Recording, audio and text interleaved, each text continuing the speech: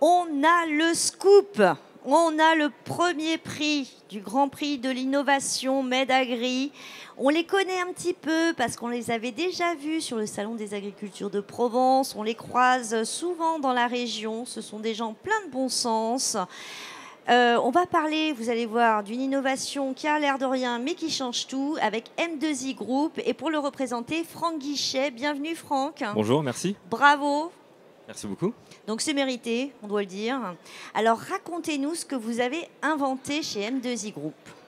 Alors, on sait très bien que toutes les problématiques en vigne sont très importantes.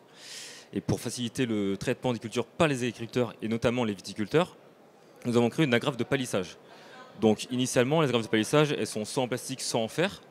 Et on les met au début, donc 4 mois avant les vendanges, pour tenir les pieds de vigne, donc les ceps de vigne, en hauteur et bien droit. Donc ça, ces à la agrafes de mano, palissage, à l'initiale, elles sont en fer et en plastique. Et à la fin des vendanges, on doit les retirer et les mettre dans un petit sac pour les garder pour l'année prochaine.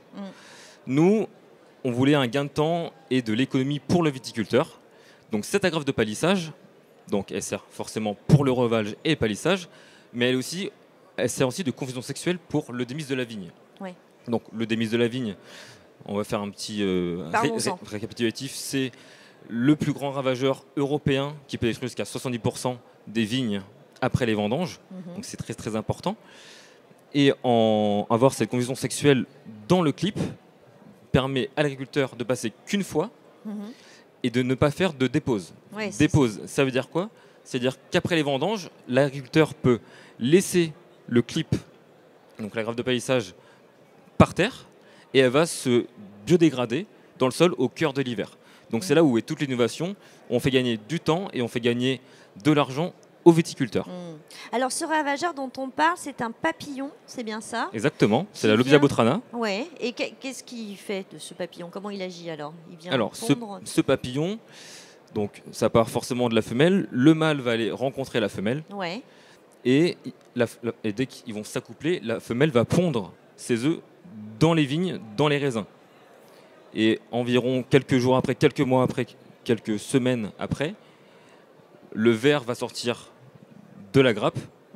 Et là, dès qu'un ver est dans une grappe, toutes les grappes autour vont être toutes c'est foutu, quoi. Foutu, exactement. C'est foutu.